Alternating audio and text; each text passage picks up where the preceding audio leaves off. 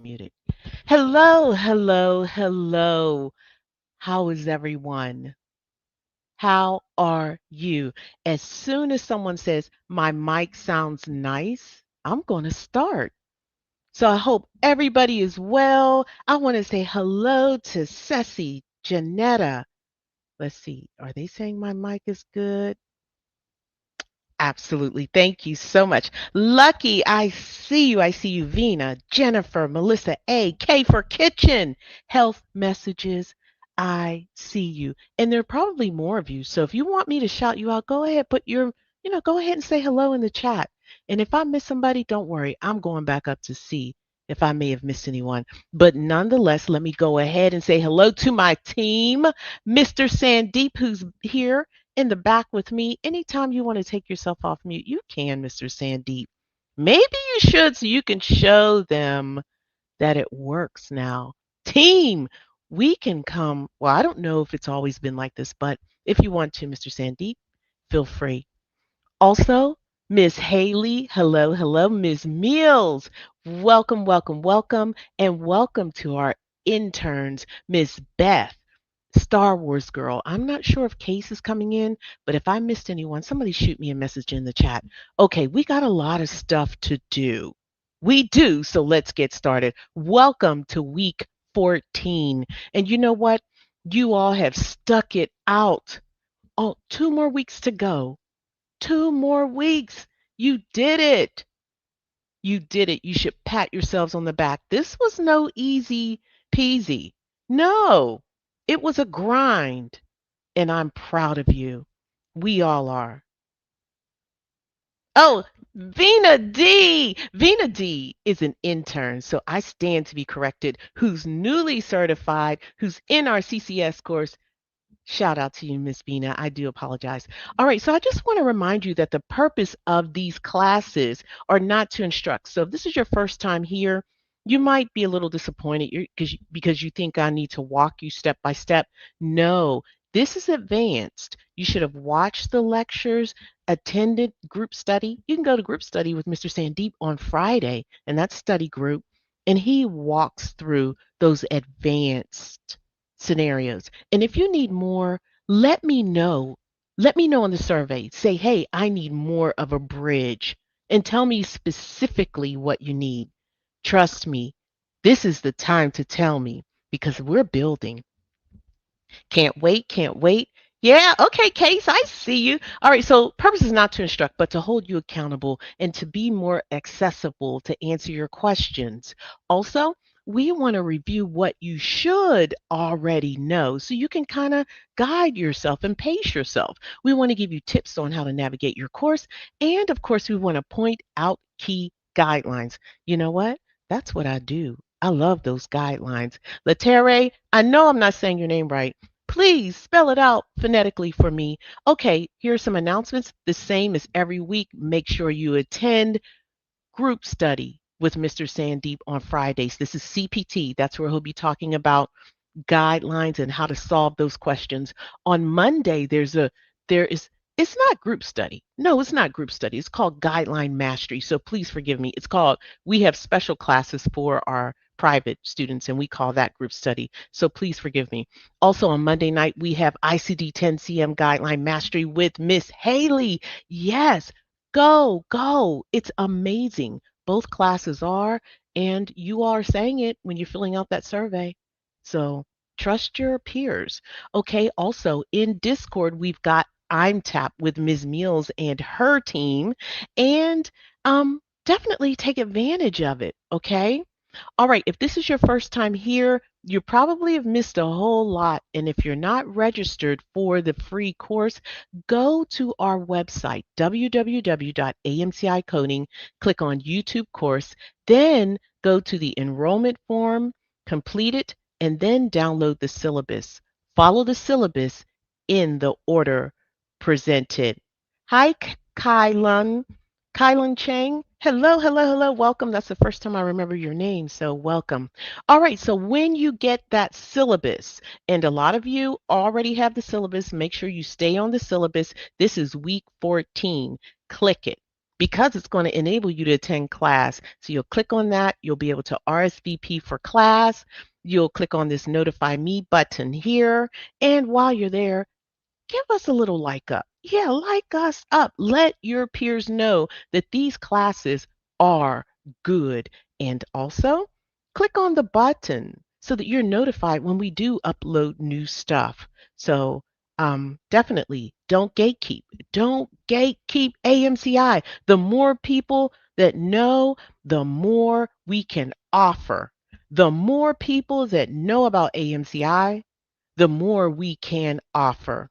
All right, back to the syllabus. On your syllabus, you'll see textbooks. For today's class, you pretty much just need your CPT manual for today's class. And some of you may want to use your MCG as well, but all of your textbooks can be found under the textbook section. Discord. A lot of people think, hey, I need to join Discord. No, you do not. It's not required. Yes, there is an additional fee. Minimally, it's $2.99 per month. But you get some phenomenal resources. Phenomenal. All right, so in Discord, you can go to our free medical terminology, anatomy, and medical term A&P class. It's interactive. And you know what?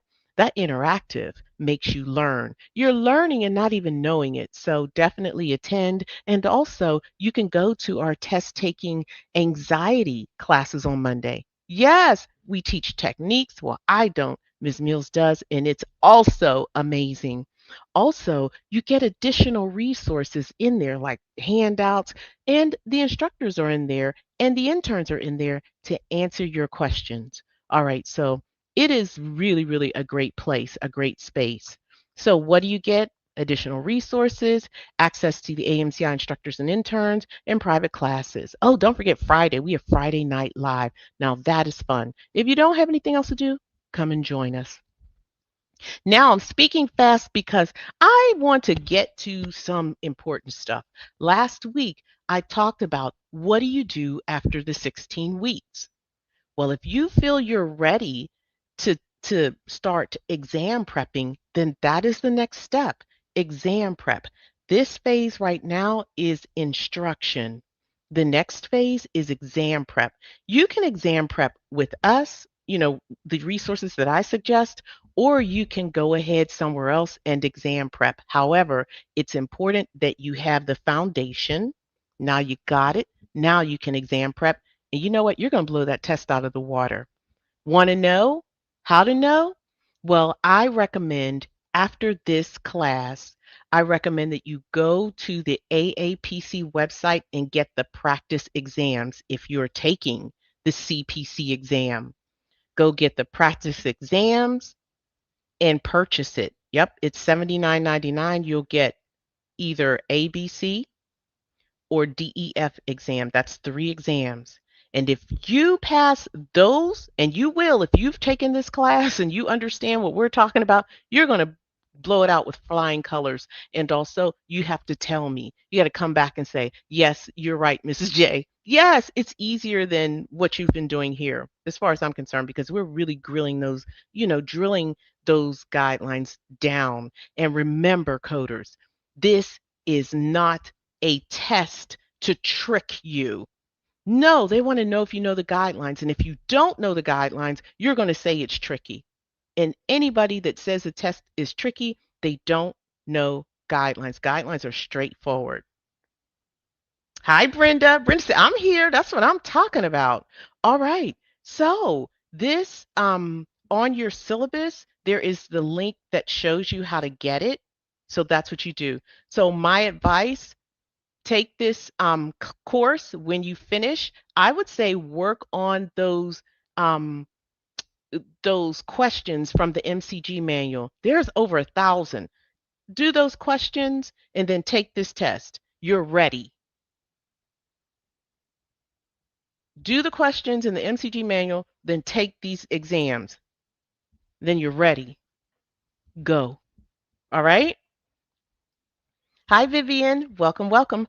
All right, so just want to let you know that there is an evaluation and management calendar on the AAPC website, that link is also on your syllabus. So when you get to evaluation and management, you're probably studying it. For those of you that are moving ahead, use the calculator, because the calculator is available for the exam. You don't have to figure it out manually like we teach you. No, not anymore. So you can use a calculator on the exam to figure out the medical decision making, or the MDM. So if anyone knows what I'm talking about, type in the chat. Vina D, if you have anything to offer, you've just taken that exam, go ahead, let us know. Okay, so when you complete this course and you want to take the CCSP, what do? Okay, my advice, get this book, Certified Coding Specialist, and then you're ready. I would say use the practice exams in the MCG, then get this book. That's enough. That's what I believe. However, if you feel you need more explanation, because you might, I would go to the website, AMCI website, www.amcicoding, and click on a la carte courses. Because when you take the CCSP, they have 5 domains that they're testing you on. The first 2 domains is ICD-10, CM, and CPT, but then they have some other subjects. Now, you don't have to master them, you have to be familiar. So, if you need instruction, I would suggest taking our CCSP course. That's what I suggest, and it's $59.99 per month. I would just set aside 1 month. If you need 2, that's it, and there you go. But you do need this book.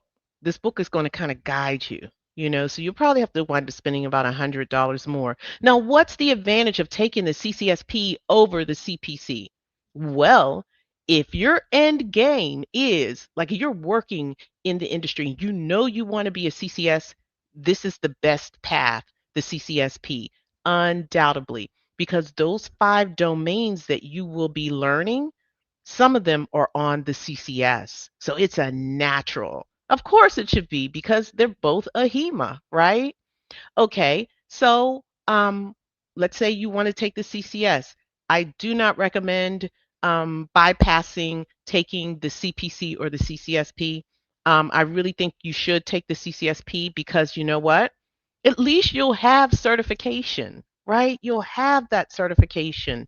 And if you don't want to, because you say, hey, I'm just going to go for it, make sure you master ICD-10-CM, CPT, because CCS is a continuation of that. And it even tests for those skills, but it is a continuation. They have 5 domains that you need to study, and those 5 domains are a continuation, a continuated conversation. Did I say that wrong? Okay, maybe. All right, so you're going to continue a conversation. For instance, you have to have already mastered ICD-10-CM guidelines in order to talk about DRGs, right? DRGs is a subject that you will need to bridge when you get to CCS. It's a major one. So you got to be able to understand the language, and already having that mastery puts you at an advantage. But I'm not discouraging you. I'm not saying it can't be done, but people know, you all know what your capabilities are, right? Your time and so forth. So I'm going to keep going. So I recommend for the CCS that you go to the a la carte course after this.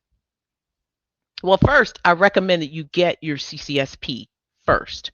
Then I say go to the a la carte course and sign up for the AMCI CCS course. That's what I recommend. Nothing else. I don't. All right. That's the only thing I could tell you.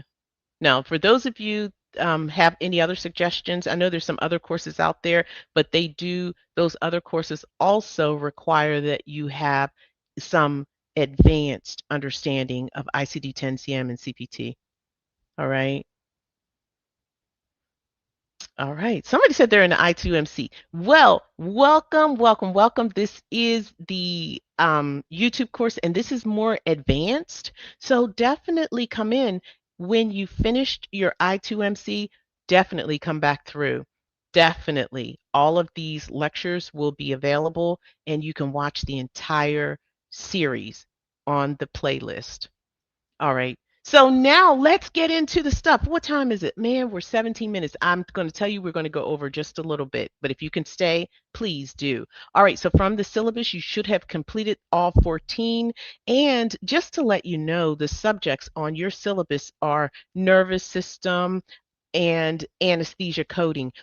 And also some endocrine. Now we're going to take it, just go a little bit at advanced. We're only going to talk about anesthesia, and then I'm going to also talk to you about radiology. We're a little off, but these are very important topics, and I really think I need to address them. Okay.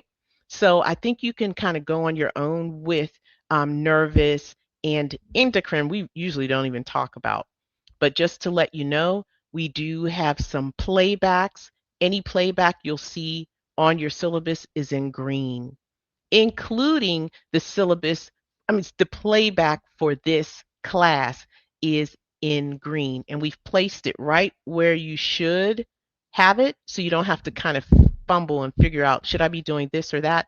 Always, always follow your syllabus. Now you're going to click on that green link, and when you do, you'll see your playbacks. It's the same color as our, um, the main slide for this course, and you know that's what it is. Now we recommend that you watch these in order, and your syllabus is your primary guide. It will tell you what you should do in the order presented. Speaking of, for those of you that need more structure, they don't just want to use a syllabus, you just need a little more structure. They have enrolled in the gold course. Now, the gold online course puts everything you need in the order that you should take it. Okay? And just so you know, this is not the AMCI MCDC course. It's not even the same learning management system, but it is organized, and we also give you additional practice questions. So in addition to the practice questions you have in the Discord, you also have quizzes. Yeah, because we can. You have a learning management system. Why wouldn't we put those quizzes in there for you? All right. All right. So if you have questions, go ahead, type them in the chat. Okay. I'm reading. Okay. All right. So let's go ahead and review.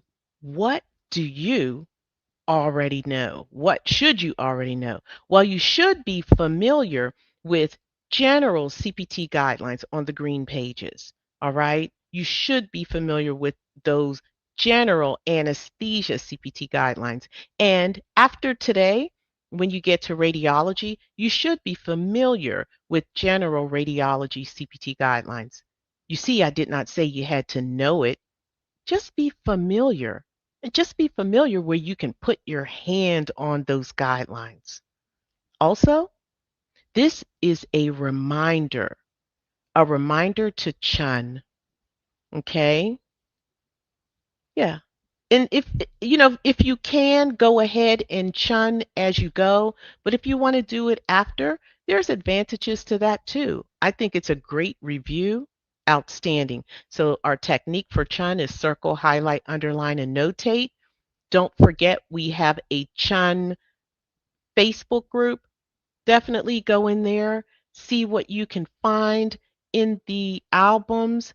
Each of the body systems in CPT are there, and you can see what your peers have done. And Chun is subjective. As long as you know the technique, tailor it to yourself. There are no restrictions. Like you don't, you know, AHIMA used to back in the day, not AHIMA, the testing center for AHIMA said, hey, you can't use black ink, but now that's no longer. So there's no restrictions. So if you hear us saying no black ink, that's old. All right, it's old. So all right, now it's time to test your knowledge.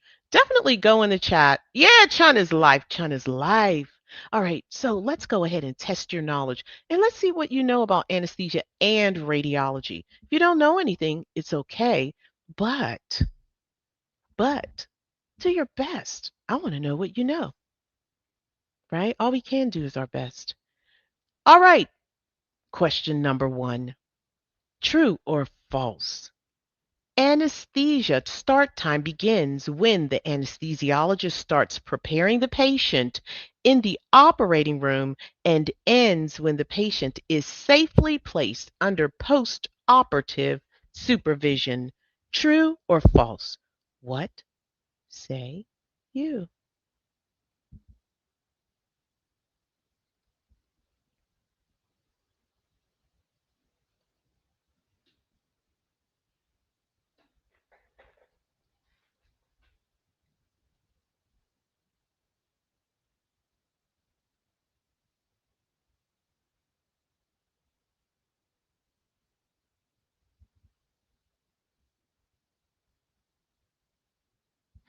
All right, some of you've answered. Hi, Carolyn. Hi, Miss Jules. Latar, Grace, Janet T. All right, the answer is true. True. Question number 2. Outstanding for all of you got it correct, and for those of you that learned something, priceless. When the surgeon administers general anesthesia as part of a surgical procedure, the anesthesia is coded separately using an anesthesia code with modifier 47. True or false? What say you?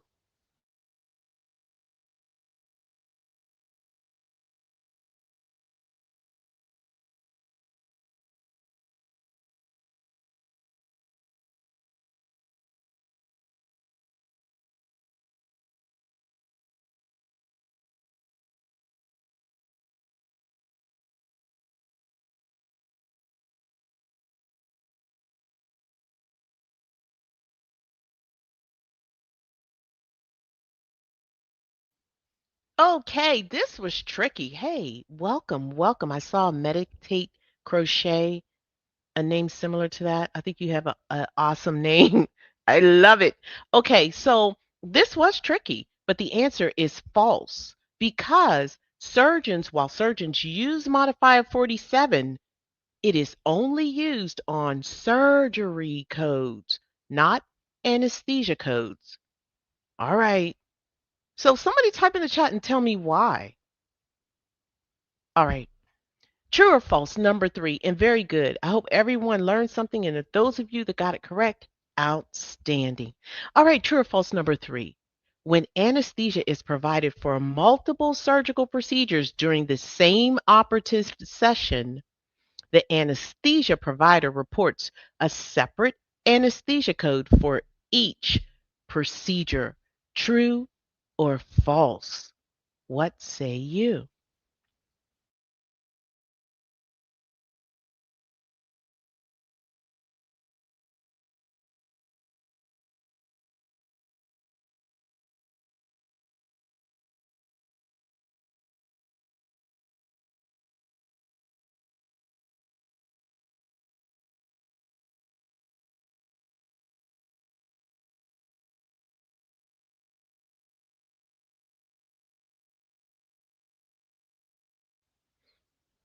Okay, so we're a little mixed on this one. When the anesthesia is provided for multiple surgical procedures, you only report one code, one, and you choose the code with the highest base units or the highest level of complexity.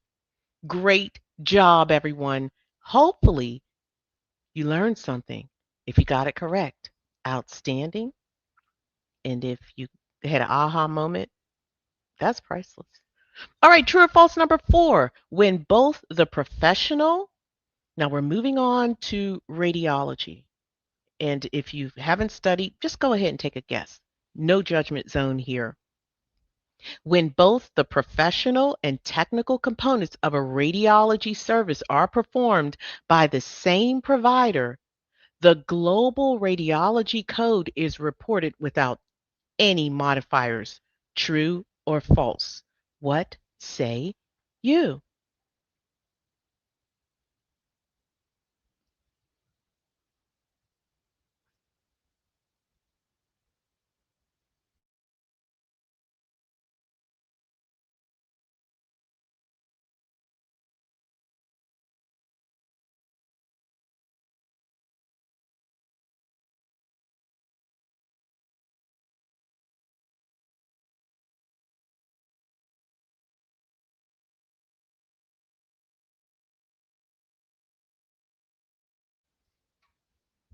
Okay, look at all those answers coming through. That's what I'm talking about. And the majority of you said false. A few of you said true. Okay. So when both the professional and technical components of a radiology service are performed by the same provider. So one provider does both the professional service and offers the technical components. Absolutely. They get to code a global code. But I'm going to tell you something, and that's that radiology code. But I'm going to tell you something. If it's a hospital for any reason, they get to use that global radiology code because the hospital carries out so many and so many of the elements elements of the code, which is a comprehensive code that includes professional services and technological components. They are indeed using the global code. I think where we get tripped up is when you go to a independent radiology group, and if they have everything, then you can use that. However, if they are only providing the professional service, then they only get to use the code and append the professional components modifier. Did someone have an aha moment? Type in the chat. Let me know. I want to know. Did that make sense? I know that's right, Miss Vina. She said aha moments. All right, so someone has a question. So when using the global radiology code for the hospital, it goes without a modifier. Absolutely. Absolutely. No modifier is required or used for the hospital if the hospital is billing for the service. Now, if the hospital is only billing for the professional, let's say they hire the professional, yes, you're going to have to append the professional component. But if they are billing for the full service, they get the full global code. Absolutely. Okay. True or false? If the physician performs only the interpretation and report of a radiology study, they bill the professional portion of the global service using modifier 26. Did I just say it? I don't know. So if the the physician performs only the interpretation and report of a radiology study, they bill the professional portion of that global service using modifier 26. True or false? Hopefully that makes sense. If it doesn't, say no. It's gobbledygook. Let me know. Hi, Miss Jules. Hi, great Sharad. Multi Meow. What cool names. You guys are so creative. Okay, meditate crochet. All right, everybody. The answer is true. Absolutely. Absolutely. Modifier 26. We're going to talk a little more about that soon. All right, so let's go ahead and review. I got a few gems for you, right? What's a gem? A gem is just an easy way to understand a guideline. All right. So when you are coding for anesthesia, and anytime you use anesthesia codes, the anesthesiologist, those codes are only for the anesthesiologist and their team. So, registered nurse, anesthetist, and so forth. That's what those anesthesia codes are for. That's why surgeons don't use anesthesia codes. They use surgery codes, and they'll append modifier 47 on that surgery code if they've administered general anesthesia or an anesthesia block.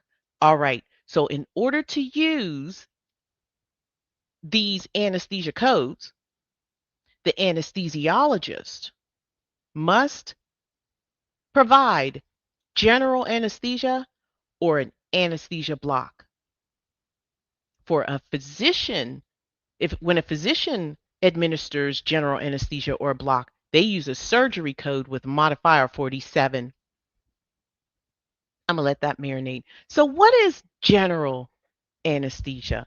Well, it's just a medically induced state of controlled unconsciousness. So, they're going to put you out, right? And so, that's probably the highest level of anesthesiologist G that you could receive, general, and you use anesthesia codes. Now, when I speak of a block, this is when doctors, and another name for a block is regional anesthesia. So when it's regional, the anesthetic medication is injected near a nerve or a group of nerves, right? That's a block. And blocks can also use anesthesia codes in CPT. Now, let's get to the good stuff. We're going to go to the table of contents.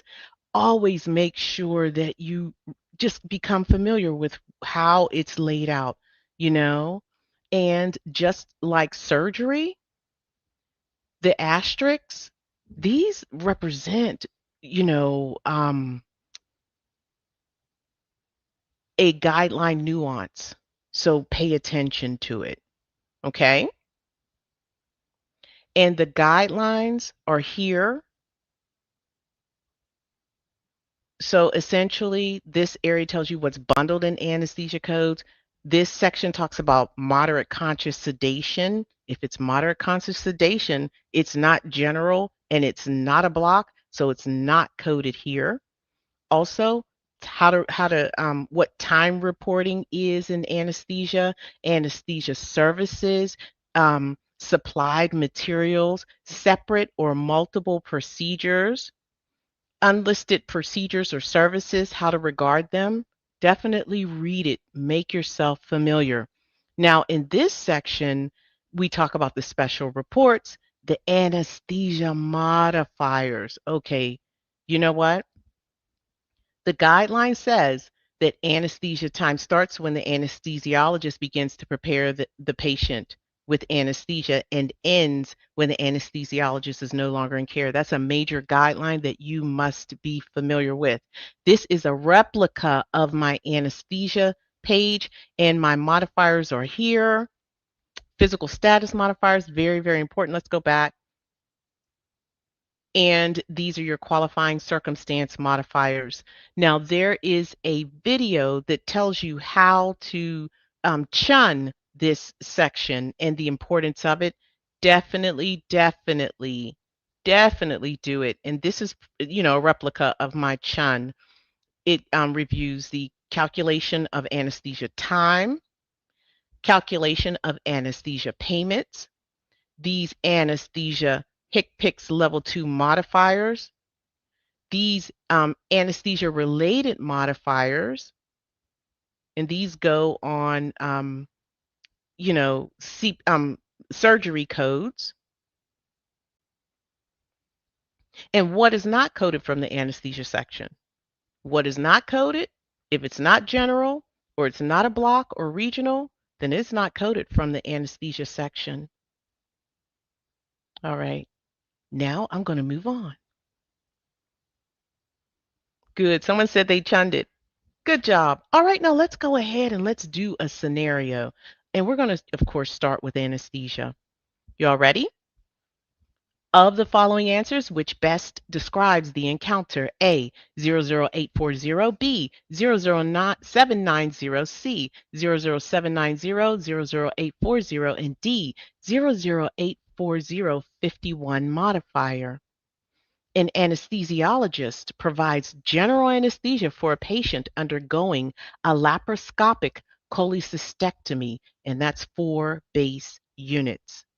During the same operative session, the surgeon also performs a laparoscopic appendectomy, and that's 3 base units. The anesthesia provider monitors the patient for the entire operative session. Okay, coders, I'll give you some moments. Is the answer A, anesthesia for the lower abdominal procedures? B, anesthesia for upper abdominal procedures? Or C, Anesthesia for upper and lower abdominal procedures, or D, anesthesia for the lower abdominal procedures with a multiple procedures modifier. What say you?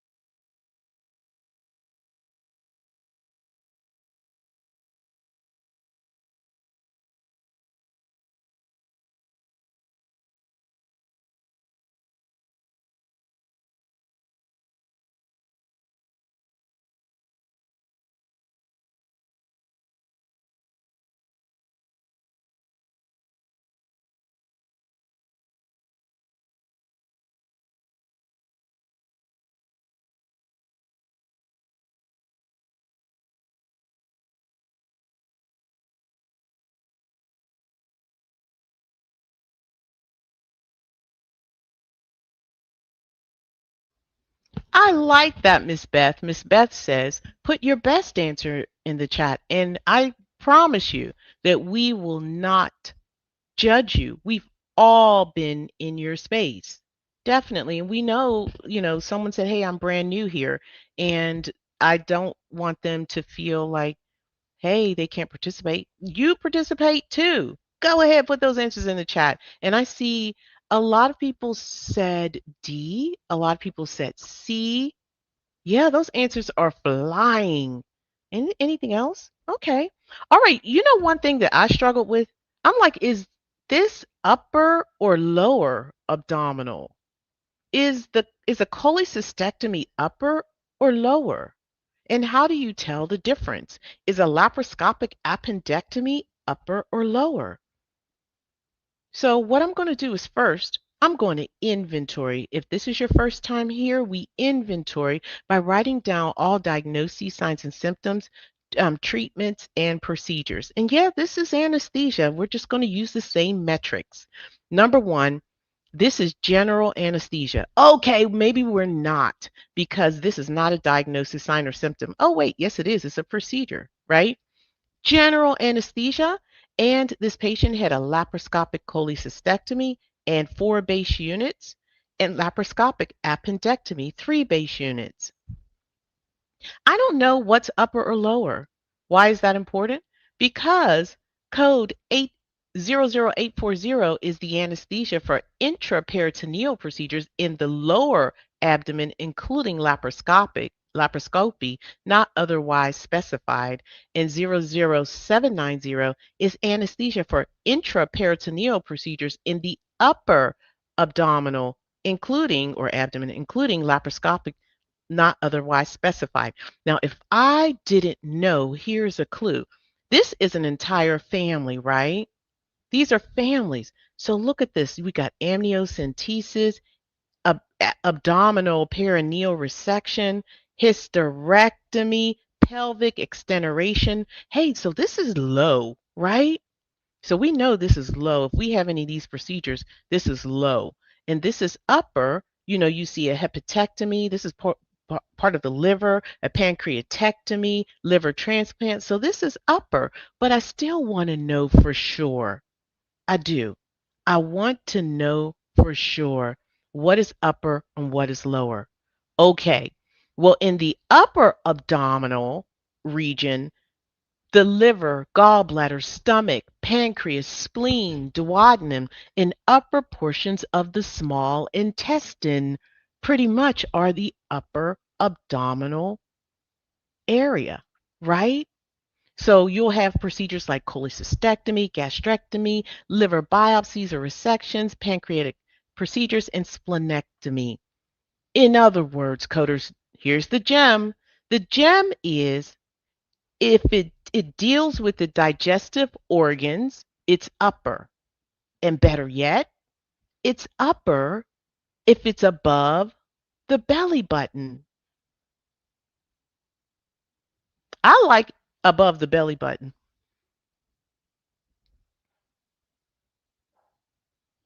I'm going to let that marinate. Okay?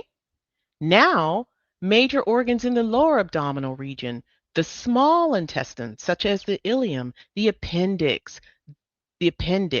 So down in here, down. All right. So your colon, the ascending colon. Here's your ascending, this part, and the descending, this part. So belly button down and the sigmoid colon, the rectum, the urinary bladder, reproductive organs like your uterus and ovaries, and the prostate. So belly button down, common lower abdominal procedures, appendectomies, colectomies, hernia repair, hysterectomy, stuff in the pelvic region that really is below the belly button. So if it deals with the pelvis, it's lower, below the belly button. And I guess I was just talking because that chat did not move. So now it needs to move. You have to tell me that you know the difference between upper and lower. It's important that I know.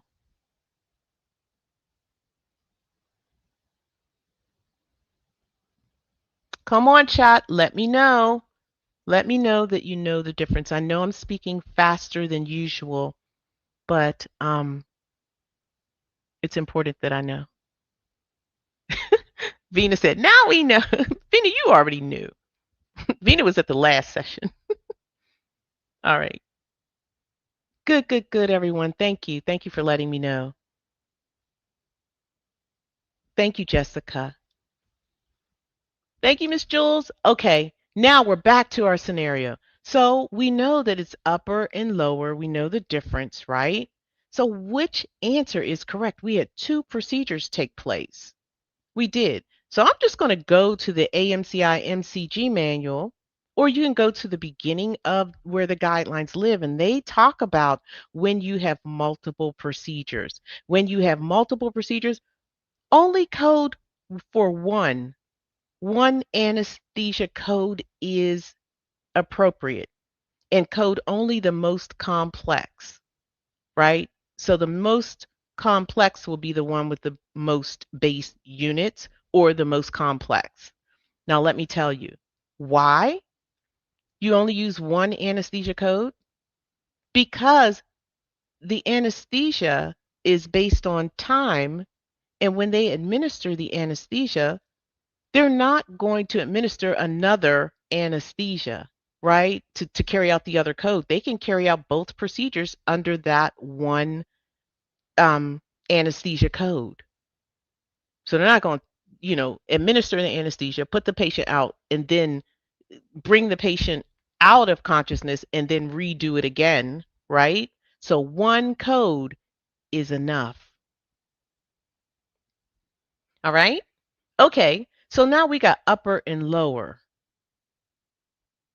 And because the laparoscopic cholecystectomy is the larger of the two, we only have to code for the laparoscopic cholecystectomy, and it's in the upper abdominal region. Okay, coders, who had an aha moment? Go ahead, type in the chat, type in the chat, type in the chat. I see. Sai, great job. Multi Meow, great job. I love it. You know what, Miss Jewel? I do that all the time. Indeed. Good. And you all, that's right. That's right. Great effort, coders. Great effort. Okay, Vaughn, good to see you. Okay, here's the jewel. If it deals with digestion, it's the upper abdomen, belly button up. If it deals with organs in the pelvis is lower, belly button down. And lastly, when you have multiple procedures, code the most complex procedure.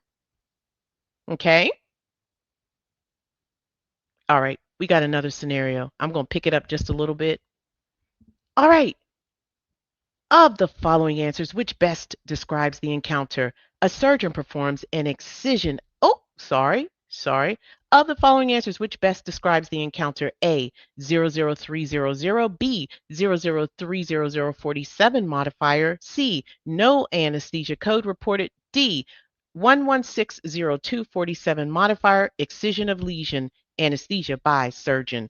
A surgeon performs an excision of a malignant lesion with an excised diameter of 2.0 centimeters. The surgeon anesthetizes the operative area using an injection of bupivacaine prior to the excision. Of the following answers, which best describes the encounter? Go ahead, type your answers in the chat. Yeah, this one, yeah, it's going to make you think a little bit.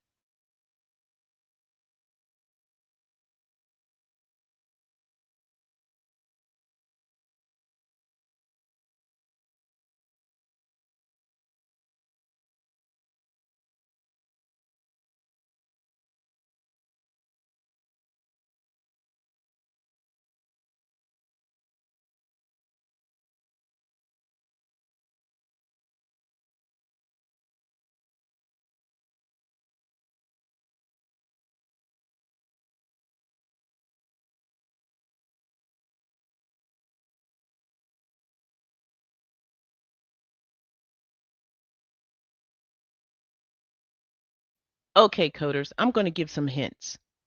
Number one, when do you use an anesthesia code? When? There are only two types of anesthesia that qualifies us to use an anesthesia code. It has to be general and regional. So you got to say to yourself, did general or regional take place? Right, right. I see you all. Right, general and regional did not take place. And that same rationale is used for the surgeon as well. If a surgeon administers anesthesia, when we apply the anesthesia modifier 47 to the surgery code, that means that surgeon administered general or regional anesthesia. All right, just thought I would say that. Now let's go ahead and solve. We have an excision of a malignant lesion, 2.0 centimeters. Bupivacaine injection. Surgeon administered the anesthesia. That is a topical anesthetic. Bupivacaine, I'm going to say it's topical. Not that topical, but it's an injection. It's not a regional. So let's go ahead and look up our codes.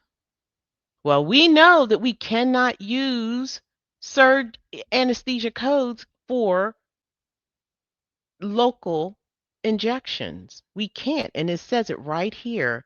It is these codes include but not are limited to general and regional supplementation of local anesthesia or other supportive services in order to afford the patient. In other words, you got to have general or regional to use the anesthesia codes. So we're going to get rid of A, that's an anesthesia code. We're going to get rid of B, it's also an anesthesia code. And also, we know that in order to use this modified 47, that's general anesthesia administered by a surgeon. No general anesthesia took place, therefore, no anesthesia code should be reported. Coders, talk to me. I see ya. I see you. Great job. Everyone just answering. Great job. Oh, look at that. Someone gave me a very high compliment. Thank you. Baduco. I probably said it wrong. Baduco. All right. Anesthesia codes are for the administration of general or block anesthesia by the anesthesiology department and team. There you go. And modifier 47 is used when the surgeon administers general anesthesia or a regional block. Okay, let's go. OMG, we got another scenario for anesthesia. I believe this is our last one. Okay, of the following answers, which best describes the anesthesia time? A, 90 minutes, B, 105 minutes, C, 75 minutes, or D, 60 minutes. An anesthesiologist begins preparing the patient for anesthesia at 8 o'clock. The surgeon The surgical procedure ends at 9:30. We're going to assume they're both a.m. Let's just say a.m., okay? And the anesthesiologist transfers the patient to postoperative supervision at 9:45. Okay, coders, what is the answer? What is the anesthesia time?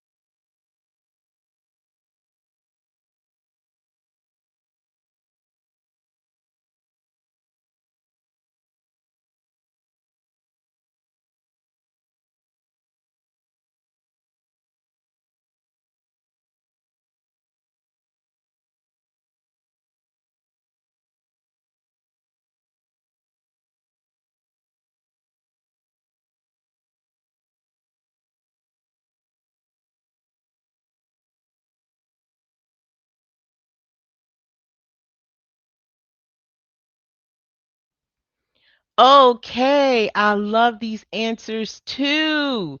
Okay, we're going to go ahead and solve. The patient was prepped at 8 a.m. That's the start time. The procedure ended at 9:30 and I don't know what happened. Okay, we're going to give it a moment. All right. Does everyone see nothing? I know I don't see anything on the screen.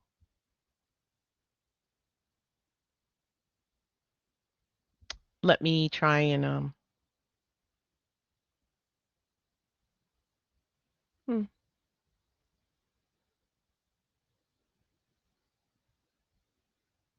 I'm just going to perhaps try and add another. Hmm.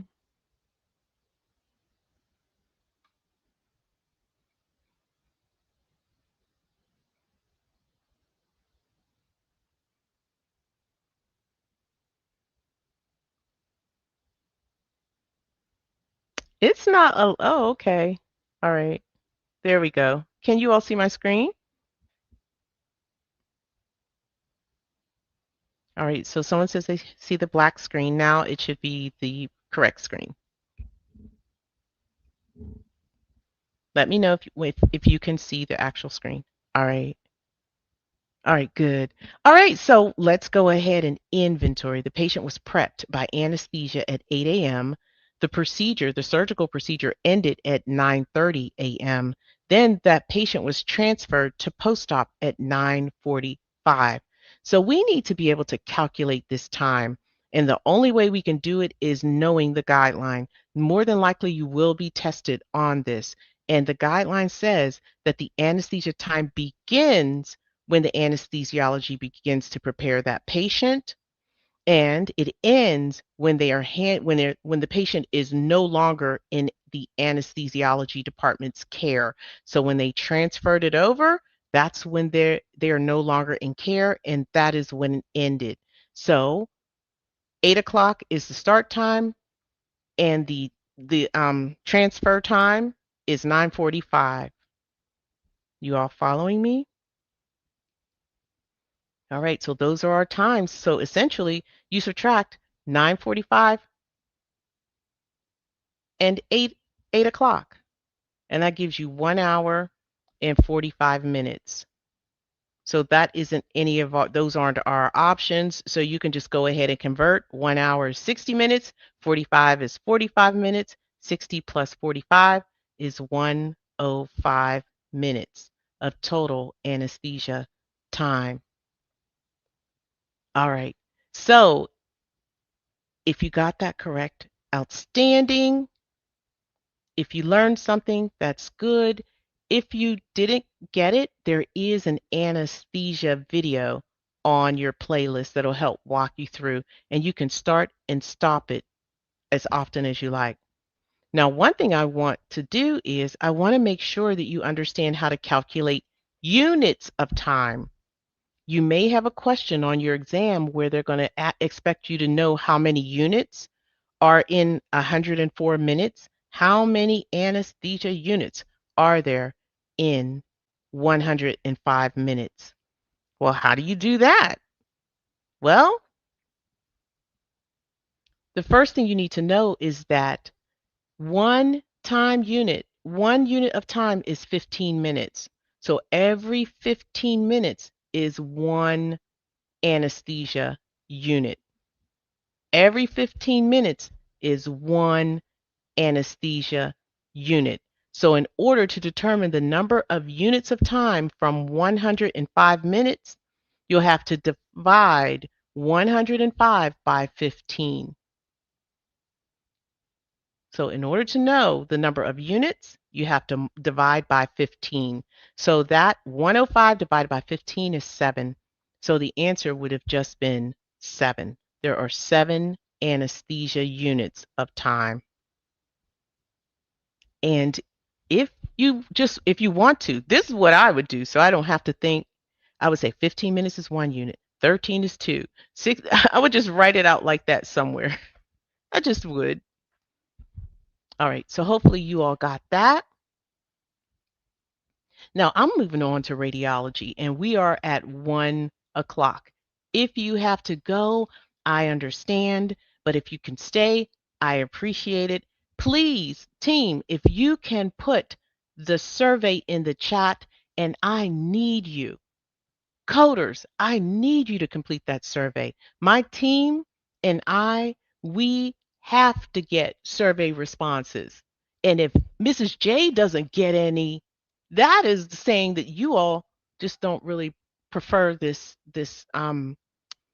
instruction. Also, that's the only thing I'm asking from you, nothing else. So if you can just let me know how this experience was, I would appreciate it more than you know. All right, now we're moving on to radiology, and thank you in advance.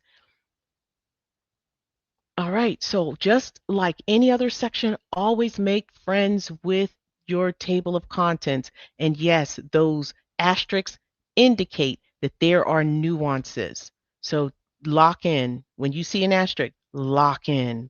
All right, 9 times out of 10, not always, I'm not going to say 9 times out of 10, but many of the exam guideline based questions have those asterisks next to them. Not all, but when we're talking about the ones we're talking about, a lot of them have those asterisks. Okay, so just pay attention and you're good. And if you, because I'm highlighting it, you can see that, yeah, there are some things that we address. This pelvis, this radiation oncology, radiation treatment delivery. Yes, definitely. So there you go. Also, the anatomy in the table of contents is really good, and the endocrine system is here in radiology. So if you were looking for it, this is where it is. Now, just like the others, the radiology section have their general radiology guidelines. Really, really important that you follow them. We do address them in our lectures. So know what separate procedures are, unlisted, special reports, supervision and interpretation imaging guidance. I think we really did a good job explaining it. So definitely let me know. Administration of contrast materials, written reports, the foreign body versus implant definition. Yeah, I think we did it. So definitely go back and watch if you haven't gotten there. Now, most of you haven't seen this, so let's go. All right, so it's important that you know and understand these modifiers 26 and TC. Modifier 26, that is your professional component. And this is where the professional gets to bill for reading and interpreting that report. A patient comes in, gets an x-ray, that professional is going to read it and interpret it. That's it. The hospital gets the rest. Okay? Now, the technical component, this is the provider of the equipment, overhead, supplies, rooms and gowns, etc. Now, the hospital typically is the technical component, but if there's let's say that the equipment breaks down and they have to outsource to a provider, there you go. That technical component modifier is how they would bill. So that provider that outsourced their equipment would use that code, that radiology or x-ray code, and they would append the TC modifier.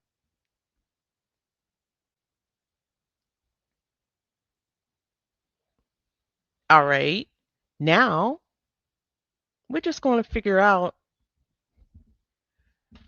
what you already know. Okay? So, if you know it, go ahead and answer. If you don't, it's okay. This is great. This is instruction beforehand. All right, so what modifiers used to report the professional component of a service, of a global service or a global code? What is that modifier? Go ahead, put your answers in the chat.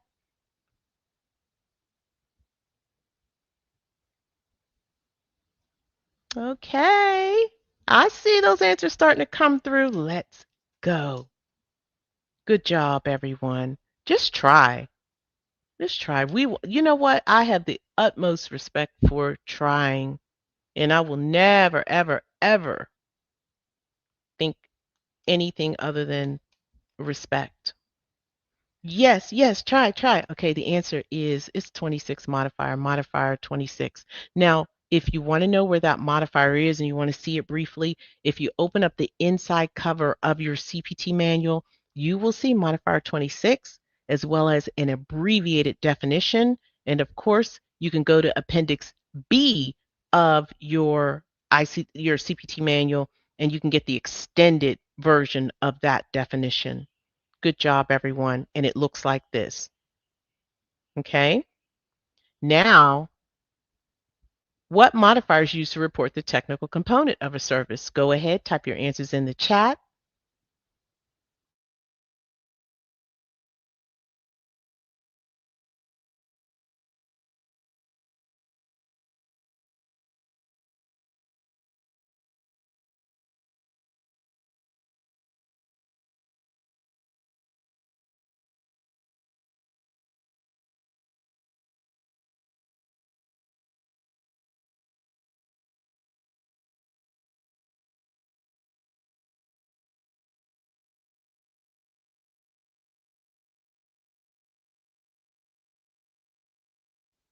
Okay, good job. I gave you more time, and 100% of you got it correct. Yes, the technical component is TC.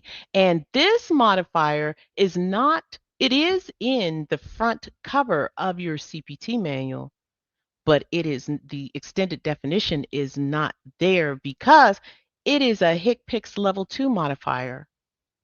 How did you know? How did you know? Because HCPCS level 2 modifiers have letters, at least one letter. CPT are all numerical. Just thought I would tell you that. All right, so here's another conversation on this modifier 26 and TC. All right, so let's talk about a global code. I kept saying global code. A global code is a radiology code. That radiology code has multiple elements inside of it. So it covers multiple things. It covers the radiologist. If the radiologist is employed by the hospital, it covers it. If the equipment that's being used generally, it covers it.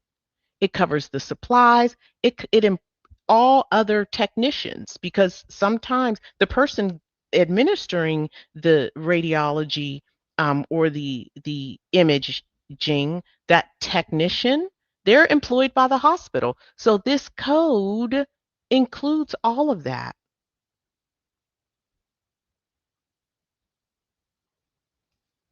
And the hospital owns everything generally. generally. However, generally, so they almost always get to use the 71045 if they've administered that radiology. Let's say this chest x ray. Almost always. Even if the radiologist is employed elsewhere, they still get to use that global code. Now, when the radiologist is not employed by the hospital, the radiologist has to get paid. So they would use this same code, 71045, 26 modifier. And 26 modifier says, hey, I'm only providing the professional part or the professional component of this service. And that's how they bill, and that's how the radiologist gets paid.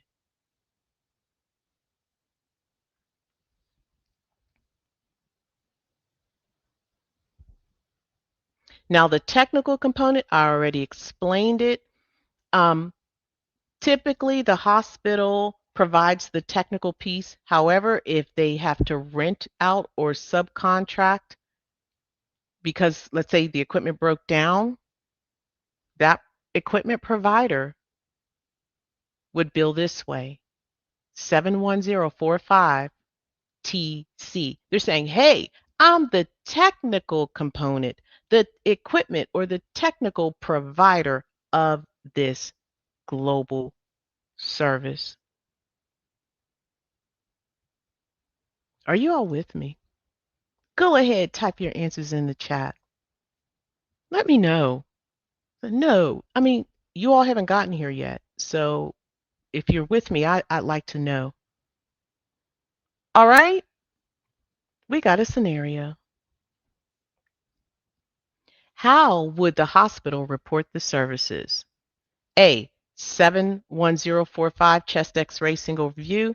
B, 71046 26 modifier. C, 71046 TC. D, 71046. We can eliminate two things off bat, right? Yeah. A patient presents to the hospital radiology department for a chest x-ray. They had a PA and LAT. The image is performed. The imaging is performed and the radiologist reviews the images and documents the findings in a written report. Okay, but they want to know how the hospital will report their services. Go ahead, type your answers in the chat. Hey, good job, you guys. Don't be afraid to answer, answer, answer.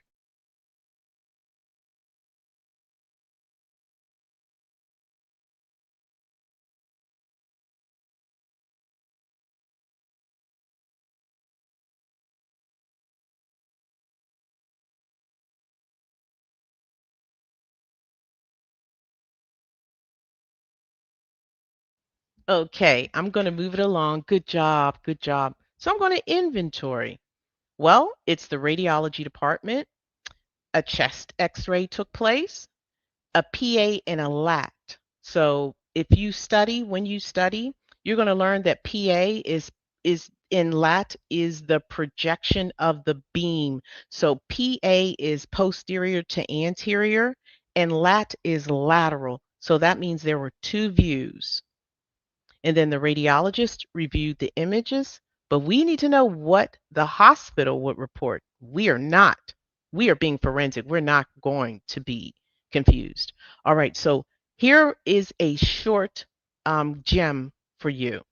If it's the hospital, use a global code. If it's the doctor only, professional part of the global code, so the PC. If it's the equipment only, it's the technical part, right? And we're coding for the hospital. So we have to use a hospital global code. That means no modifiers. And it's either A or D, right? And we've already established that there were two views. So D is the code for two views. All right?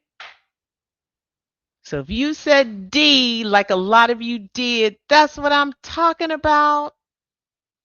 Anusha, great job. Jessica, great job. Kathy, Brenda, Multi-Meow. Multi-Meow, I keep seeing you come through here. You're killing it. Yvonne, a lot of you are killing it. Okay, outstanding job. This is the last one, okay? And I do appreciate you all staying behind. All right, here's the last one.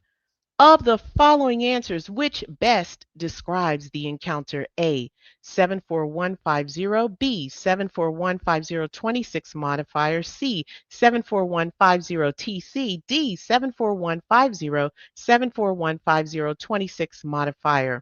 A patient receives a CT scan of the abdomen at a physician owned imaging center. The physician provides the equipment, performs the scan, and also interprets and writes the report.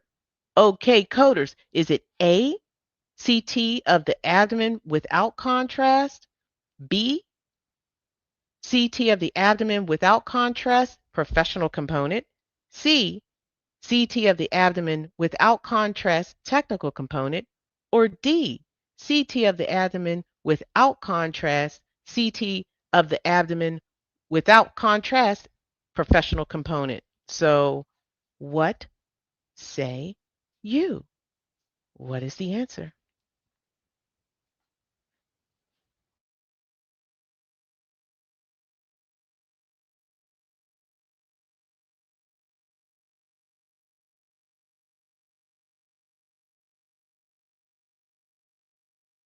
That's right, Ms. Mills. They got it. You all got it. And Star Wars Girl said you got to be forensic. That is correct.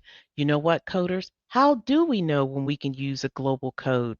Well, let's figure it out. Let's go ahead and inventory. This patient had a CT scan. This is a physician owned imaging center.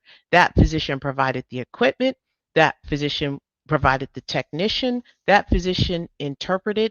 So, in other words, all of the services were provided by the physician.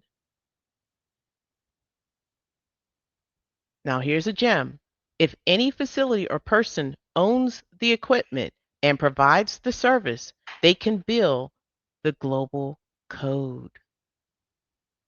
So we're going to eliminate B,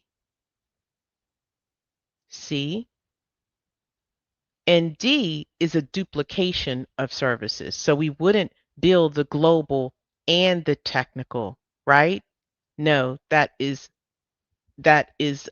redundant. Okay. So the answer is D. A, excuse me. I meant to say I had to eliminate D, but the answer is A. I'm gonna let that marinate.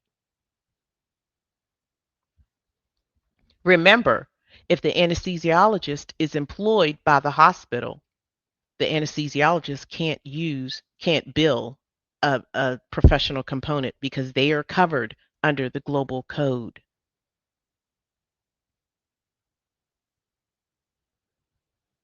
And this is the same logic and rationale.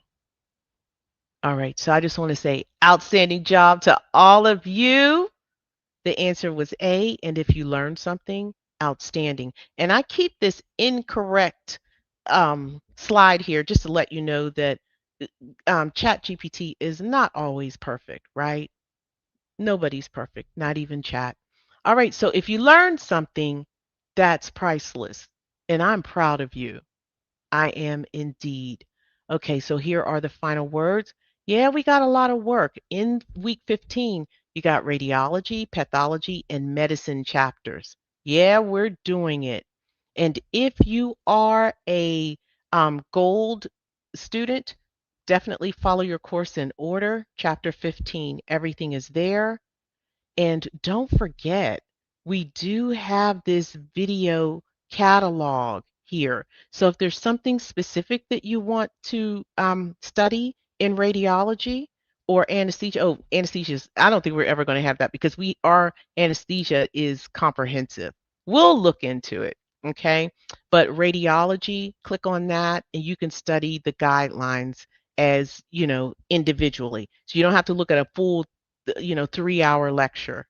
So hopefully you like it. And we love it because it's our guidelines. Not no, it's not our guidelines. It's the guidelines that we have kind of fed into AI, and those are the guidelines that they are referencing. All right, so this is our final This is our final word. Just want to remind you that this class is not for instruction, even though we do instruct, but the goal is to augment what you already know about guidelines. Remember, you don't have to remember guidelines, just that they exist and where you can put your hand on it to reference it. Don't forget to attend the Friday CPT guideline class with Mr. Sandeep. If you want to do ICD 10CM, that's on Monday with Miss Haley. All right. Use Quizlet to study guidelines. Never, ever use an encoder before you test. It will thwart or stop your independent coding proficiency. Not using it will make you stronger and stronger and stronger. Now, after you've passed your medical coding certification, use that encoder. But until then, we have to be the machine. Let's train our machine. All right. Never use blind process of elimination. If anyone teaches you that, then that means they are setting you up for ugh, not getting the best possible score. You cannot get a high score using blind process of elimination. Statistically, you cannot. And also, blind process of elimination is not applicable in the real world or when you're taking those medical coding pre-hire exams. Also, 2026 guidelines will always take precedence, always. So if you see an old lecture from AMCI, make sure you apply the 2026 manuals and guidelines. And remember, if you've purchased the AAPC Practicode, we recommend that you take it after you've taken your medical coding exams. It could be a distraction. A lot of people are saying that unless they kind of change it. And as soon as they do, we'll let you know. But we want you to take Practicode, but after you pass your medical coding exams. All right. So thank you so much. I have kept you here 20 minutes over, but I needed you to hear this. So if you will, please complete the survey. Please.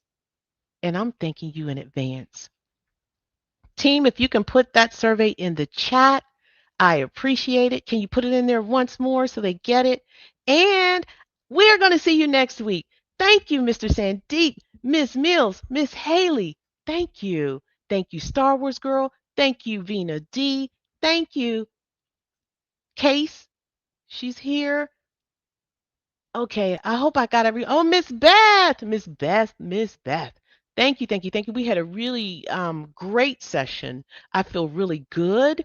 If you didn't get anything correct, it is okay. I promise you the next time you will. Indeed, you will. All right, somebody said don't forget about Friday Night Live. Please and thank you. All right, so long, everyone, in an amazing, amazing class. 4,000 exam passers and free classes at AMCI. Learn to code straight from home or on the road at AMCI. We're on the East Coast, the West Coast. We're all